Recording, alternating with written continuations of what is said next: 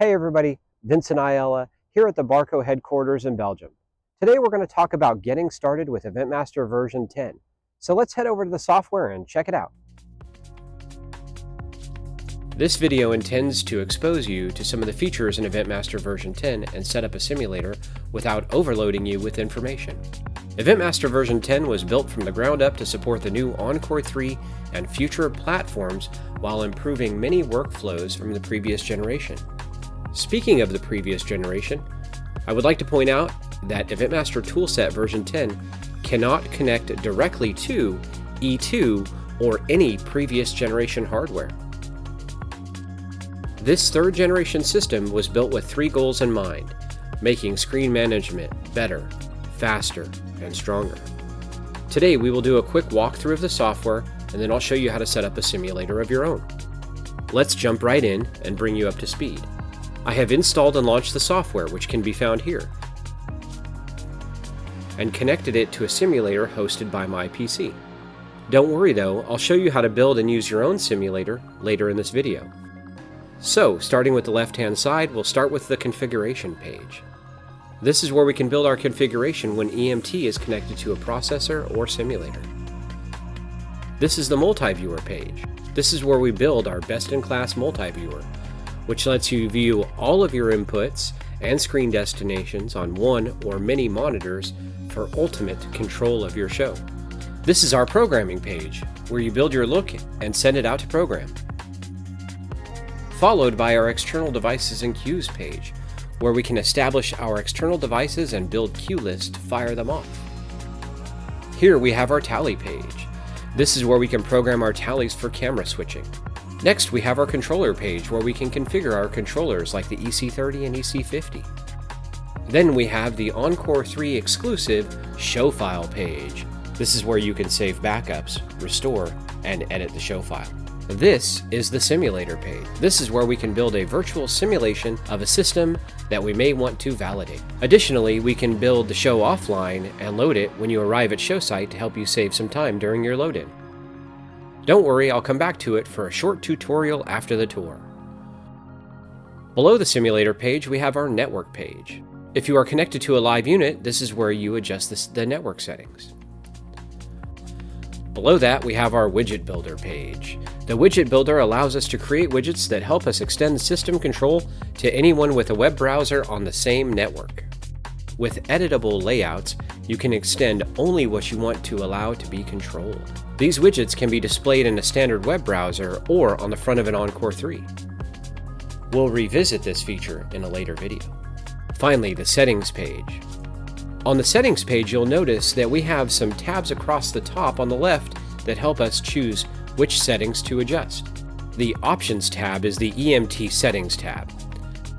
The Controller tab can help us adjust settings on the controller, and the Devices tab gives us information on connected devices, such as an Encore3 chassis.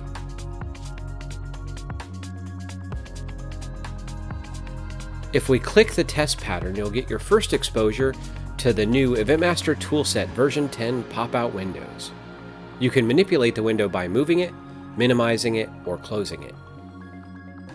Since we're already connected to the simulator, let's look at these test pattern features. Let's click the Test Patterns button and open that pop-out window. To enable test patterns, click the Outputs drop-down and select one or many outputs to enable a test pattern. Then, down below here, select a test pattern. These could be simple H&V ramps, grids, or something more complicated, like the LED tile circle alignment test pattern. At the bottom here, we have some checkboxes to help you enhance your active test pattern. So let's set the test patterns to all off and close that pop-out window to move on. But real quick, before we move on, let me show you where the Save button is. Here it is in the top right corner. We feel that most of our users spend a lot more time dealing with these tabs in the top right-hand corner of the software.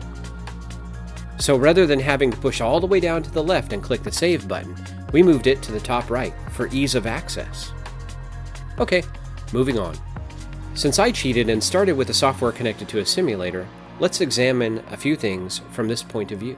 Before I show you how to set up a simulator of your own, check out the Adjust Unit tab on the top right-hand side of the screen.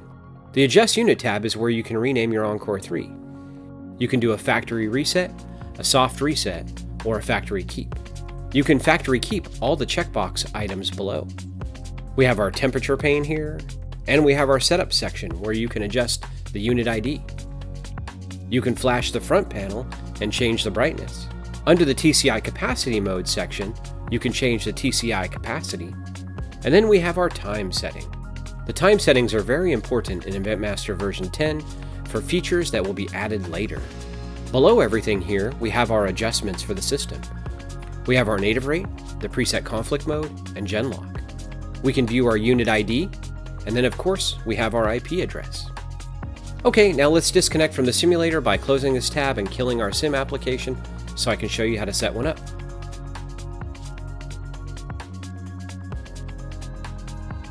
From here, I can connect to a box by clicking the blue button, adding by IP address, typing the IP address, and hitting connect. Or I can drag and drop the processor from the Devices tab on the left if it is present. Alternatively, I could click the Configure Simulator shortcut button on the Add New Device screen to configure the simulator. But instead, I'll navigate to the simulator page on the left. Let's explore the simulator page. On the right-hand side, we have a virtual representation of an Encore 3. The new Encore 3 shipped in a standard configuration. The configuration you see before you is said standard configuration. The standard config has 7 slots, 2 of which are populated with output cards, 4 with input cards, and 1 with an expansion card. I can do a few things here.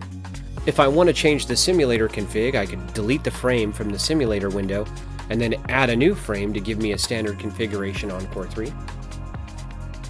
Or I could click this drop-down menu and click Empty Chassis, which would give me an empty chassis to populate. As you can see, the slots are color-coded, some with one color, some with multiple colors.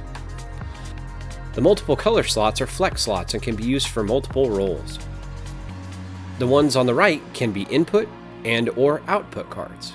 The one on the left here, which is blue and yellow, can be input or link expansion. To populate these slots, it is incredibly straightforward. We can select one or many slots, and then say I want to make this all HDMI output. I'll select HDMI 2.0, I'll select output, and I'll click Assign. Or I can make it an input.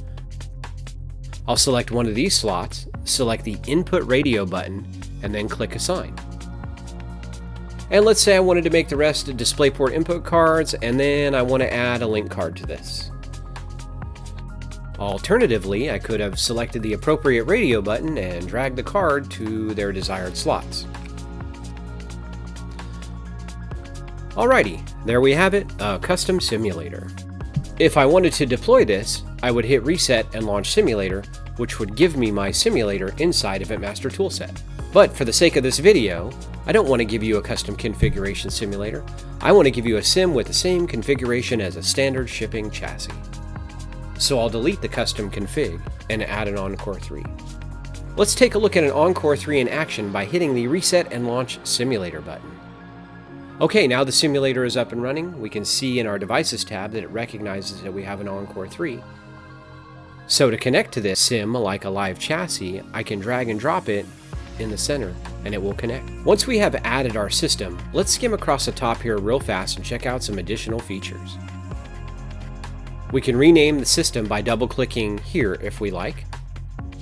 Below that in the configuration window, we have the detail view, system view, and we have our link resources. Of course, if we were linked to a second chassis, this would populate. And over here on the right, we have our zoom in and zoom out buttons. We can even add additional systems by clicking the plus button at the top.